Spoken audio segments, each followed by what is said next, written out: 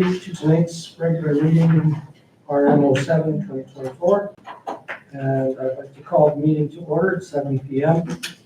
I've got a motion moved by Councillor Browning, seconded by Deputy Mayor Tetzel, that Council adopt the agenda of regular meeting RM07 2024, and I'm going to say as amended because we do have a couple of changes as Councillor Hartstein just like to speak to an update? No? Just, that's in camera. Okay, yeah. Just another item in camera? Yeah. Just not getting camera. Okay, and also I'd like to add Jonas Norwegian to the delegate list. And he's the only delegate. So that would be under 6, item 6. If everyone's okay with that, there's no other changes. I'll show of hands, all those in favor? 5. All right, 5 in favor, none against, motion's carried, and the agenda is adopted. Any declarations of interest in any of the items tonight? Any of the councillors? All right, none noted. Councillor absences, we will write down. I've got a motion moved by Deputy Mayor Tetzel, seconded by Councillor Browning, that council excuse Councillors Tetzel. I think that's the only one who's let us know that she wouldn't be here. So the council excuse Councillor Tetzel from RM07. Any discussion? All those in favor? 5 in favor, none against. Motion's carried. Councillor is excused. And now we've got the delegations, and I'd like to invite Jonas Norwegian to address the council, and you can do it right from where you are if you like. Or you could come up here, wherever you feel comfortable talking. Okay, well, good evening. A threat was made against my house by a drug dealer.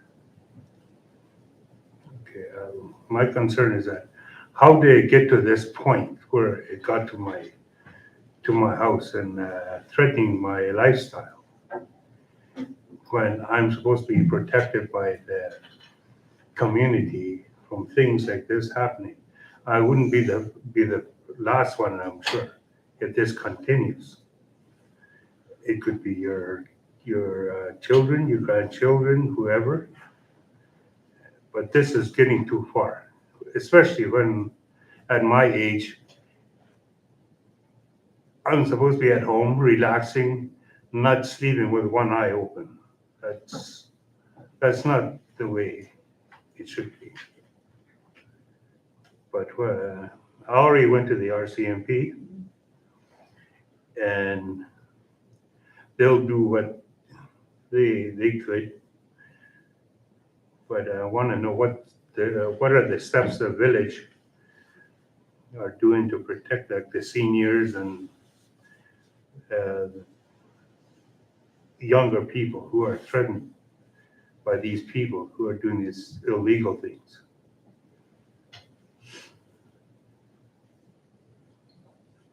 Yeah, I mean, this is a big problem for Fort Simpson. But the thing is that we're on an island, and it's a small community. Everybody should know who is who. Mhm. Okay, are we blind that we don't see it? Or are we cowards so we can't stand up and say, he's doing it? You know, Yeah, the I think it's people, yeah. people of the community guys stand up and say, that's enough is enough, you know? Yeah. I think you're right that the police even come here and they present their report every month. Sometimes they come in person. We emphasize these things to them about the drugs and keeping the community safe, but it's up to us, right, as a community to really be the ones to kick the drug dealers out and change our way of living here too. I think, as you say, we're not unaware of what's going on. Yeah, but A lot of times we don't know the very specifics, but everybody knows a little piece of something, right? They know Yes. people who are using drugs, they know, sort of the operations behind the scenes, of how some people are getting drugs in, and even where some people house the drug dealers for a while they're selling. There's all like embedded knowledge in the community. And it is something that has to start changing, because we can't cleanse ourselves of the drug dealers unless we actually, how did a traffic or McPherson do it?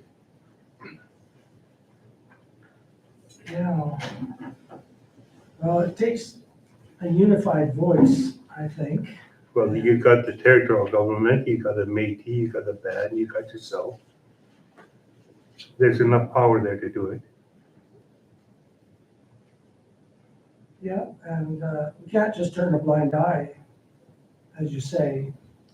I think we're forgiving of the people who are under the influence of these drug dealers and addictions and things like that in our community, but you have to realize too that the ones that are here making the money off of them, they're really just keeping it going, right? It's making it harder for people to get away from it, and then they become part of the problem themselves. But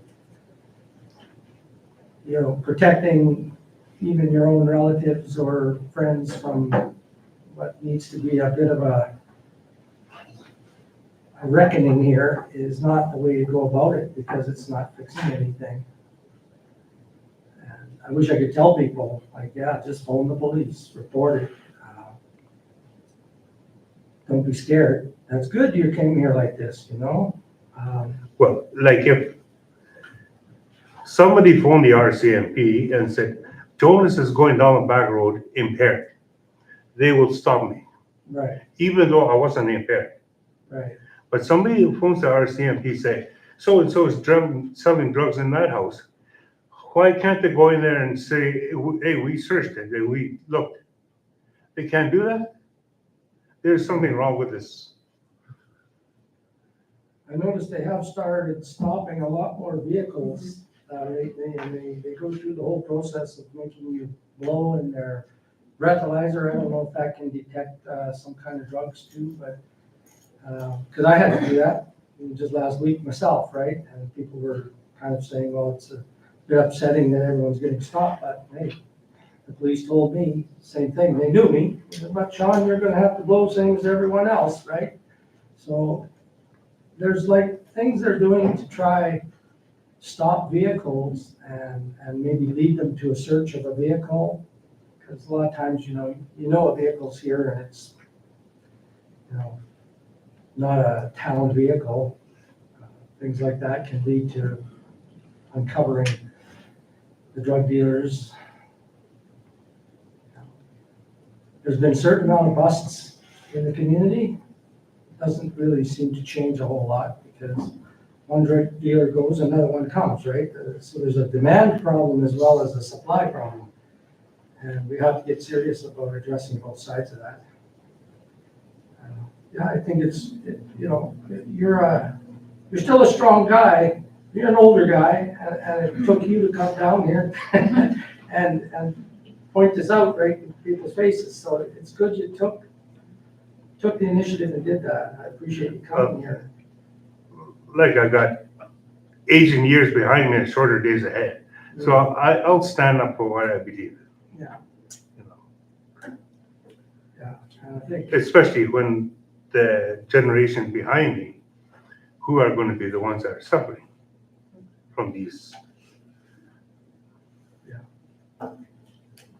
it's not something that's gonna fix itself. No. Like I said, you need your whole community to address this.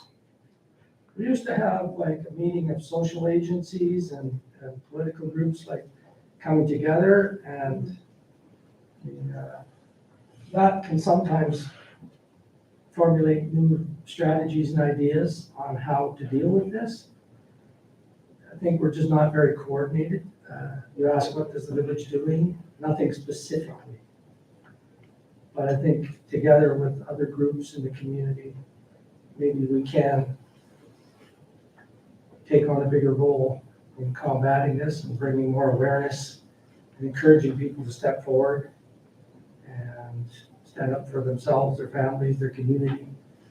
So those are, I hate to see the way the community is going. It's definitely being affected.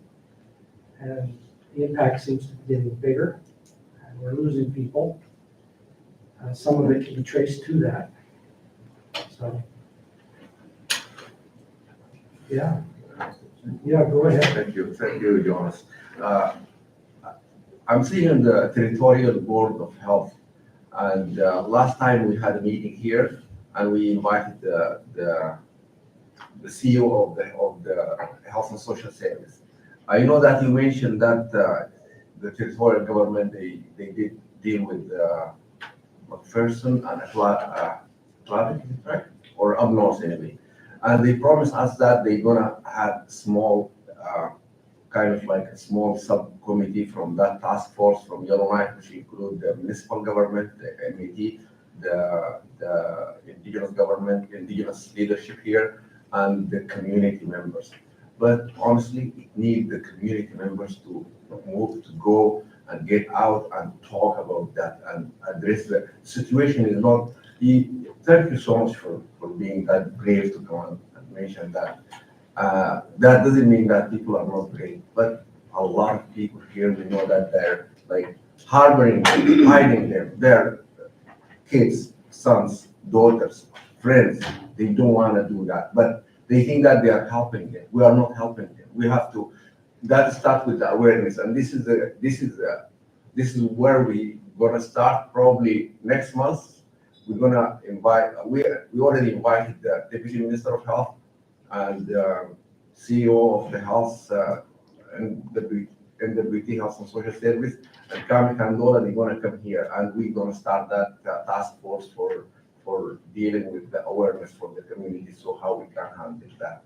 It's really all over the NWT. That's just my 2 cents on the issue.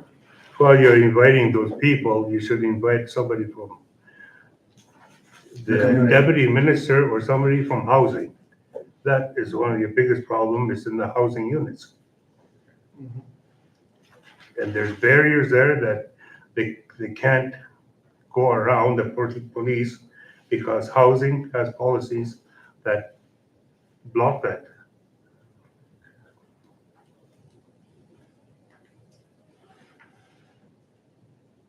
I know there was some talk about bringing up that legislation in the territorial government about neighbors. You can put in complaints about what's going on beside you, and then there can be an investigation, and it doesn't really involve the courts, because if there's a weight of evidence that shows they're engaged in, drug dealing or something like that, causing problems, they can be booted out. And as you say, a lot of times it's people that don't really have anything to lose, and they got trapped into having to deal with the drug dealers themselves, but they're using public housing unit to do it, right? And that's kind of a problem.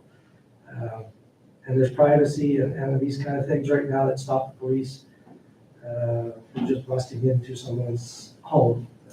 But stopping it by shutting it down, maybe it moves it to somewhere else, but it also makes it more difficult for these guys to operate.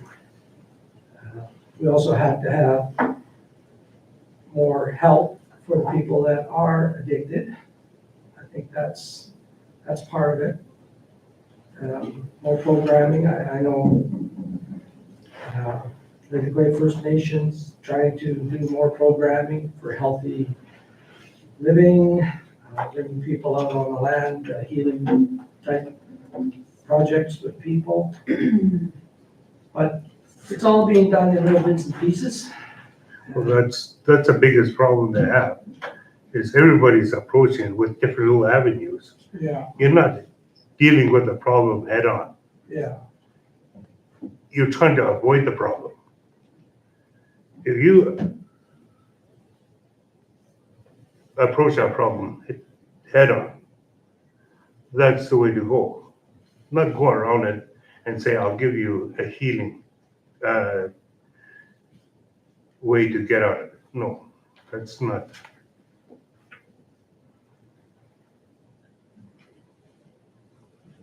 And right now, maybe in some ways, we have a little break because the road's closed, but who knows Yeah. how much drugs got brought in before the road closed, right? I'd like to see more active monitoring of the road when we have events in the community. Like, actually have that dog out there on the road stopping people. You know, just a dog can walk around the vehicle, that kind of stuff. If we just get the community more aware and get involved, that'll be a big step.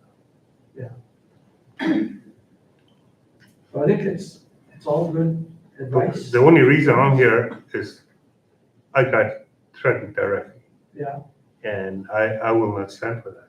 It's- you know. Yeah, that's not good news when it gets to that point, because that means that drug dealers are getting kind of brazen. Yeah. You start to think that nothing's gonna hurt them here. And, it'd be nice to just list their names off right in the town hall. They did that one time actually in Fort Smith. They just started mentioning, the drug dealers' names. You actually can't be sued if you say them right here, if you honestly believe that those are the people doing it. The guy they were talking about watched it on the TV, like, and he left town the next week because he'd been called out, right? It had actually been brought out, wasn't hidden anymore. But, yeah, we gotta do something, and it's gotta be something the community backs up strongly so that we can see some results here. And as you say, it's to protect our own people. It's, we gotta look out for our community and the young people. Enough damage has been done already. Because we know we all live here.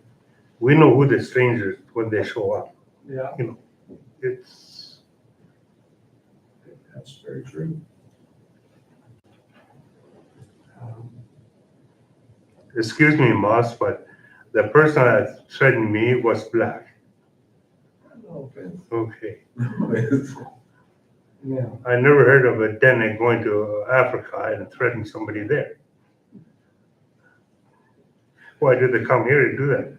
yeah, Yeah, no offense, no offense taken. Honestly, I have to be honest with you and with a full mouth, I can tell you that they are involved in that. And that goes back to some of their own problems. And I know, and all of us know, I don't want to mention a nation specifically, but we have a nation in Africa that they never had government since 1982.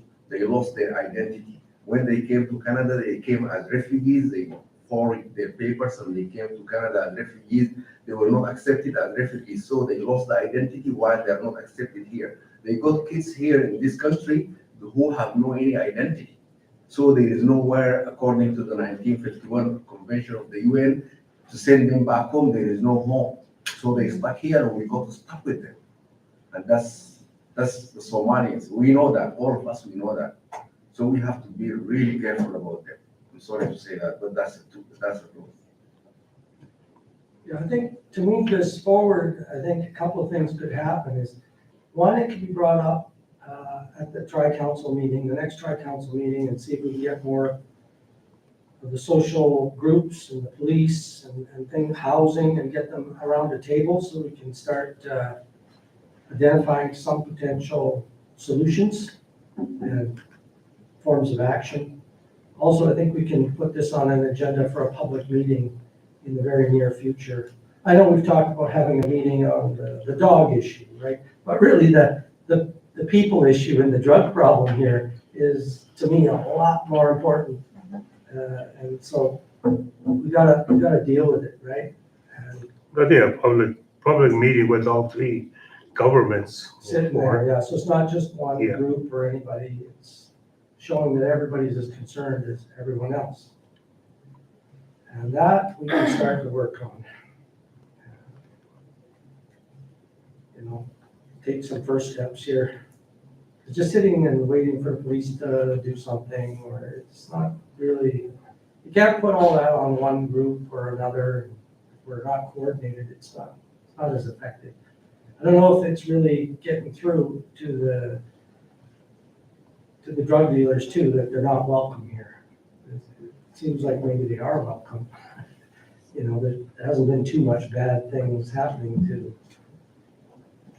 even posting a sign up, I've seen some communities do that, you know, that, you know, if you're coming here to deal drugs, then be aware there's communities on watch for you, right? Just heightens awareness. But does anyone else have any comments or anything to say? Jonas, did you want to say anything else? No, thanks for your time. Okay, appreciate it. That's my, It's a really important issue for the community, and I promise that we will start to do some things on that. And we'll invite you to our next meeting where we're doing something about it. well, I expect to see a wanted poster up. Yeah. Good. Take care. Okay, Thank you.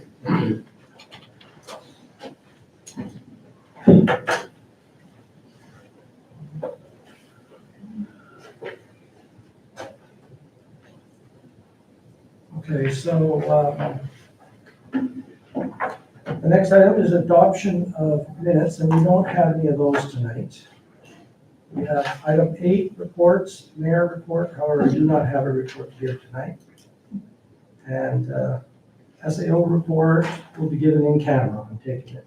Is there any- Okay.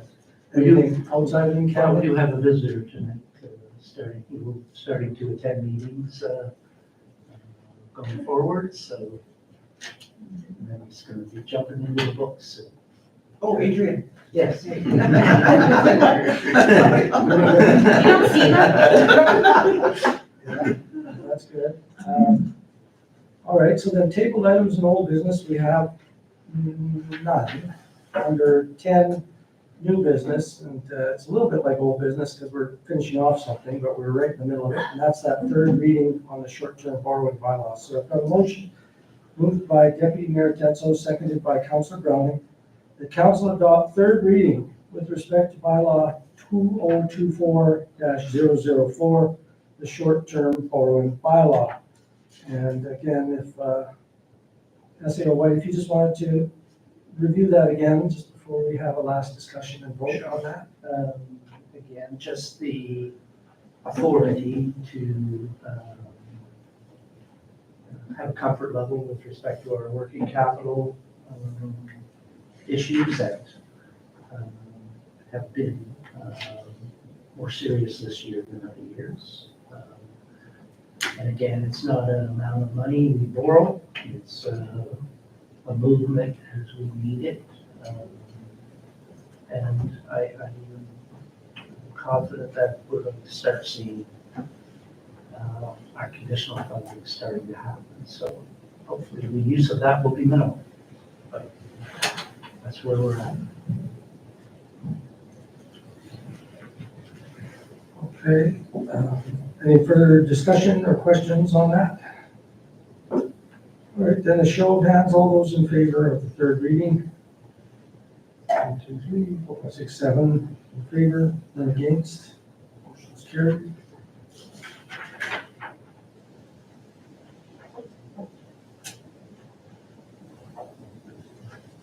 And then we've got community plan discussion on the tri-council, and I've got a motion moved by Deputy Mayor Tetzo, seconded by Councilor Wright, that council appoint councilors Les Wright, and the council appoint Councilor Les Wright and Councilor Les Liza. Okay. I'll start all over again. The council appoint Councilor Les Wright and Councilor Liza McPherson to sit on the tri-council committee tasked with moving the community plan / land use bylaw process forward. And we kind of had discussed that a little bit at the last committee meeting. Any discussion? Anything you want to add, SAO White? We'll soon be getting that committee up and running, schedule our first meeting, the consultants and Mr. Blythe, and come up with game plan, so. Councillor Brown. What is Mr. Blythe's role in all of this? Community liaison, so get, sort of gauge from the committee their, what's important for them and First Nations communities, and then try and feed that information out to the community, the larger community, see what the feedback is, and then report back to the committee, and, you know, from those, from that process, you know, tweaking the plan as needed, so that, you know, when we get to the end of the day, the plan and the bylaw incorporate the wishes of the community. So that's the ultimate goal. I see him as a little bit of an intermediary, working between all the different groups, a bit of a facilitator perhaps at public meetings where, you know, he can introduce the topics, and also a bit of a neutral, almost chairperson that would guide discussions, and he's got a background in community planning, working with his partners in his company, so he's got a variety of roles, I think, which he can play for us and assist in guiding the process. Councilor Brown. Was that, like, his hiring, is that part of, like the call for proposals go out? Like, is this a company that's hired? No, it's him personally. And his indication was that he would welcome the opportunity to be part of the process. And then you see him sort of worked up little budget. We would be looking to pay small honorariums to those members that stay. And that's the only commitment that was asked.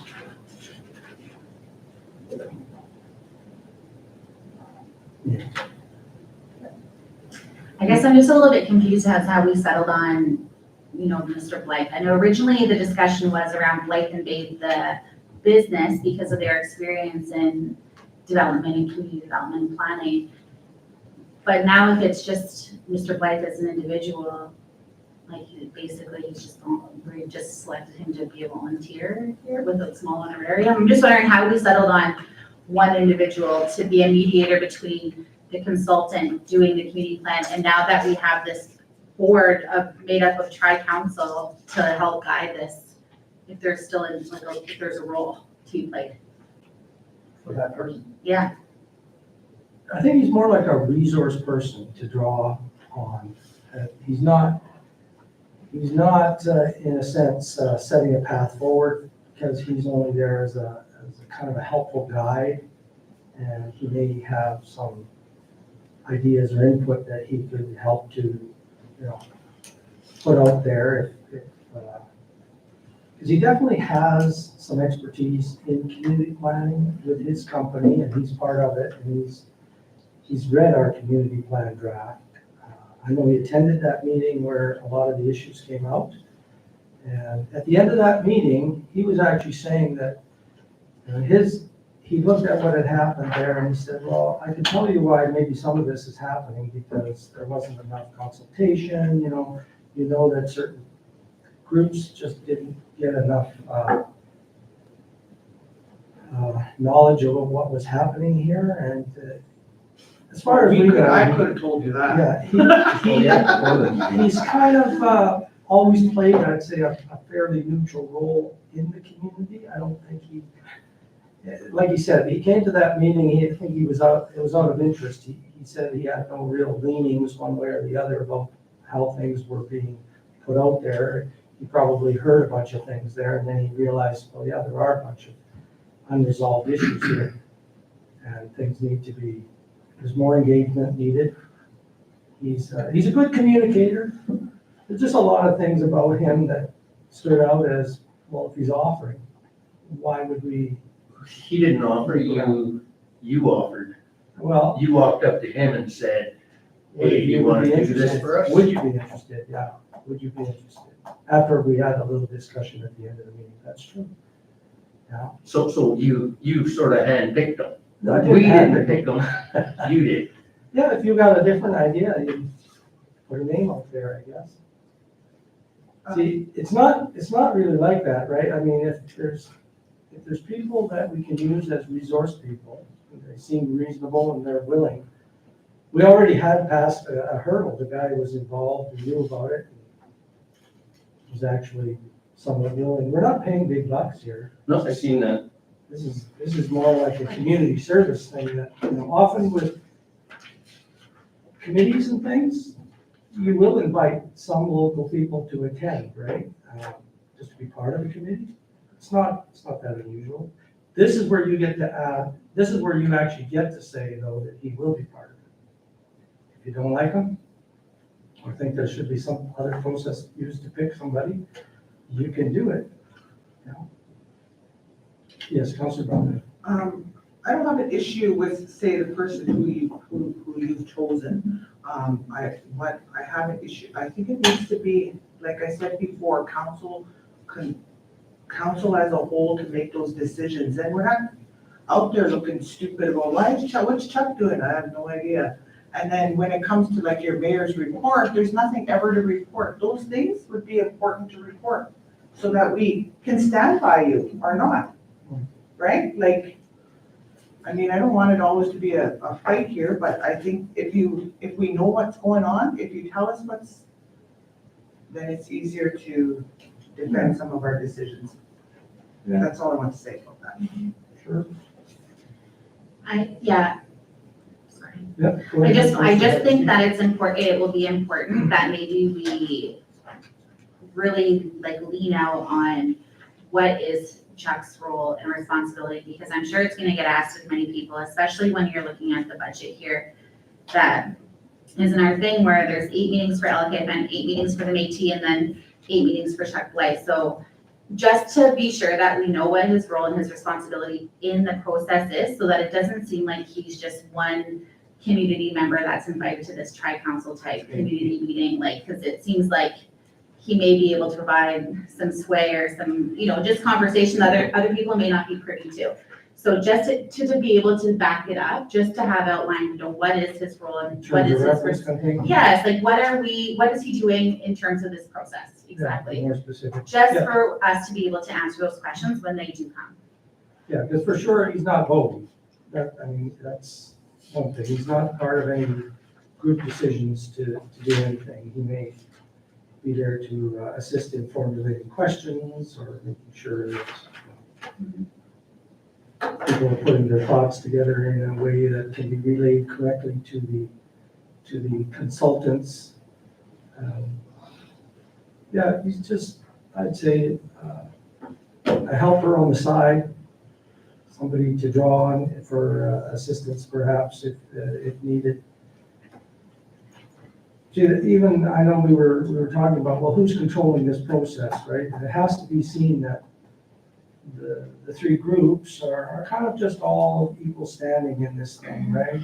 I don't want our village just to be chairing. I don't want, I think it's kind of nice to have maybe at a public meeting, somebody else who can kind of introduce But the I also topic. think that it is our community plan, because that's our funding dependent. Yeah, So it needs to be kind of driven by the village, right? yeah, ultimately, yeah, we're the ones kind of trying to organize it, but we have to be seen as being as open and transparent and inclusive.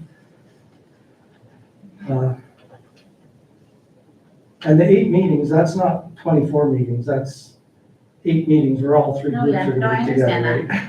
I understood that. I Yeah. just meant like, he's one person at this meeting that, 2 people are they open to the public? These tri-council meetings, will they be open to the public, these 8 meetings? I would say yes. Okay. Yes. Well, then that's justification right there, is, if he's there, sure, but everyone else can be there as well. So, I think that's fine. Yeah, that way, there's nothing being secretly decided. Yeah. right? People can kind of come down and, just like a regular council committee meeting, it's open, they're always public. I think these ones would be public too. I have one more thing. In the description of work, it says correspondence with Chuck Blythe in Bath. So,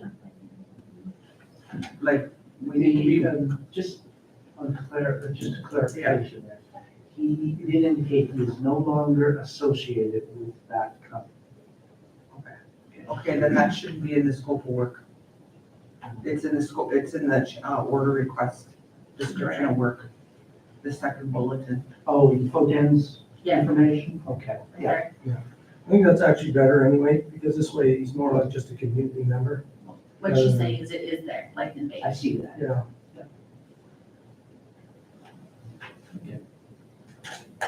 Can be removed.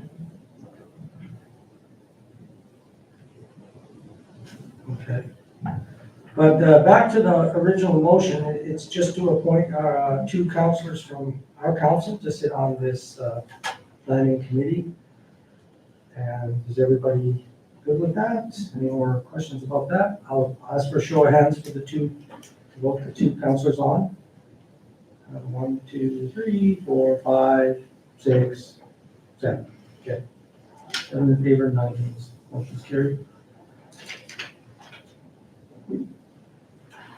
And tied to that a little bit, I guess, is the next issue. Got a motion moved by Deputy Mayor Tenso, seconded by Councillor Wright, that council approved the contract revision proposal from Foten Consultants in the amount of $9,500. And SAO White, can you just go over how that number comes about? That is Foten's number based on the bullet items that they're proposing would be, I'll call it incremental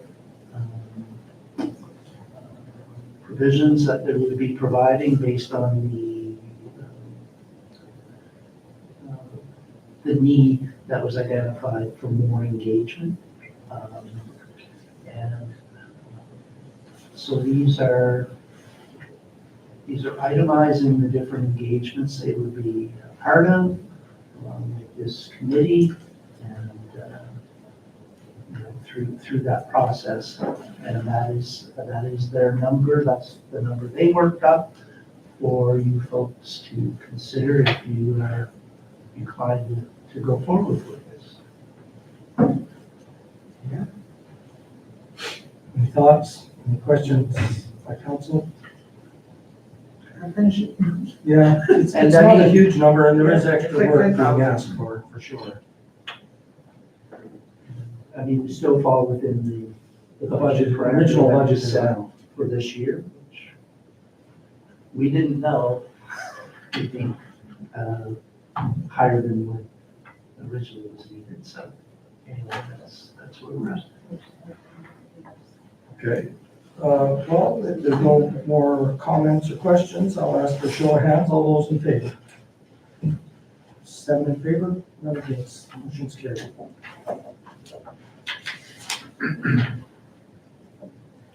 Council matters and concerns, and Councillor Hassan, did you have any matters of concern? Okay, Councillor Browning? I have a few. Community beautification. Can we, maybe sponsor some prizes or do something for community beautification with businesses and Beyond the community cleanup, yeah, like part of the community cleanup, you know? we're gonna do that, that's part of community cleanup, the barbecue, the prizes, encourage, have that encouragement. Beyond that, what might? I don't know, I was just thinking some incentives for businesses and for, like, to do a little bit more beyond your community cleanup. I don't know, plants and flowers. Water them. Actually, last year, the village did a really good job of doing watering flowers and hiring somebody to do that specifically was a good idea. I have said for years that the village should do the adopt a box, and an organization should get a little plaque on a garden box that, and each one is responsible for their own box around the town. So that, it's no one's one responsibility, you just gotta do one box. That's a good idea too. Yeah, that's kind of a nice way of doing it. And then it goes in line with the fire smarting and stuff too, right, for properties.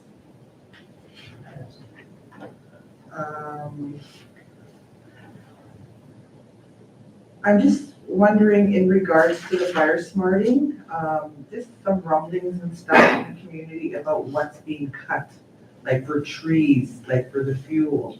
People are concerned that we're gonna go around, cut everything down,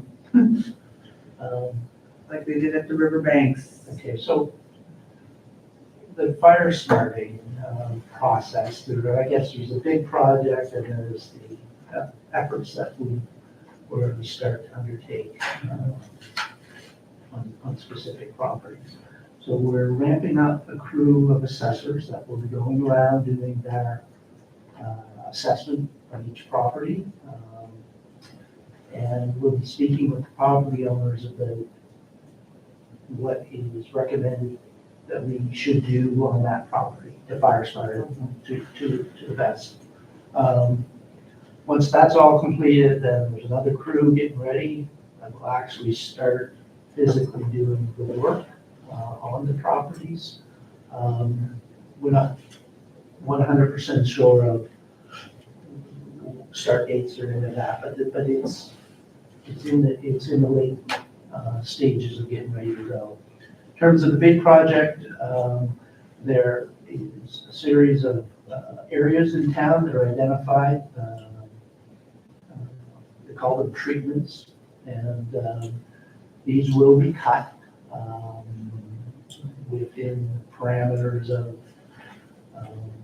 what Mitch had talked about last Thursday. So those are the areas. That specific area will be cut. We still have to tidy up a few little details on the wording of that, but it is close. And, you know, the treatment areas that I think you were able to see the actual ultimate recipient agreement and see where they're proposing. Like the golf course. Yeah, so those are the areas that will be cut. And dealt with, you know, in a manner that is a little more flexible than what we originally The clear cut, clear cut, yeah, like these areas that are identified will be clear cut. taken right down and That's the fuels dealt with. So- Not mulching or anything like that, we're up there. Again, that's, you know, that's the plan.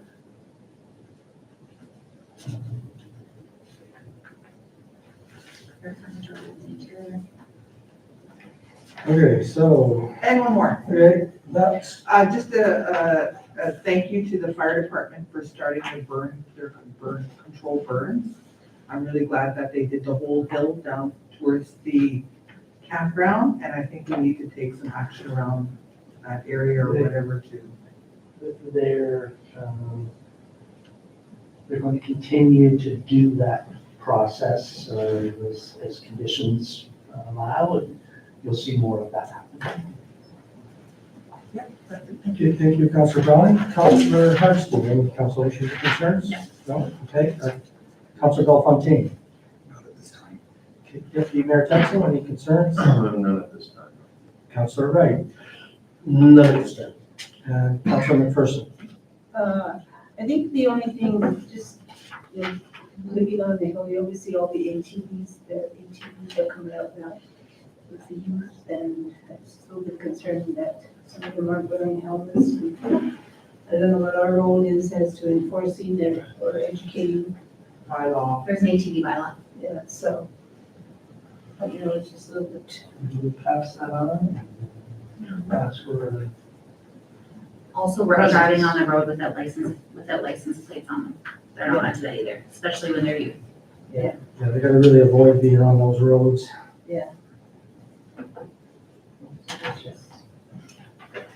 Okay. Okay, Yeah, cleanup is a concern, old vehicles. Old vehicles, you know. Yeah, there's that one on Main Road, that's been there forever, a blue vehicle, whose van is that? One of them, I don't know, it's on Main Oh, Road. it's beside Between housing? beside housing, Dory. It's theirs. Is it housing? That's housing. That's not housing, no, it's not They used no, housing. because I asked, I'm not sure whose it is, but it's not They housing. used to drive it. no, not that one, they had a different van that went. Looks similar, The but. one with the windows open. Yeah. That's been there for, I don't know. how A year. long. A long time, How about the van in the, at the end of the road? at the end of the That's aisle. the one? The minivan I think so. I on a road. haven't gone down there since they got real money, but Only went down there. Yeah. It was Been there for a while. Yeah. it was there for a long time, like maybe up until like 2 weeks ago, so. well, if some of these things are like in a way or people are complaining, let's just haul them up to the village compound or something, get rid of them for a while. Another one is Yeah. there. Next step would be the dump. We'll go around and tag them for you. Yeah. Yeah, okay. So with that, I've got a motion moved by Deputy Mayor Tetzel, seconded by Councilor Wright. The council moved in camera at 7:46, so I'll do a roll call. Councilor Hassan, Thank you. Councilor Browning, Yes. Councilor Hardesty. Yep. Councilor Belfontaine, Yes. Deputy Mayor Tetzel, Yeah. Councilor Wright, Yes. Councilor McPherson. Yes. Okay, so that's 7 yeses, no nos. So we can go in camera now, and, I think the camera is on. yeah, we can turn it off now. Almost.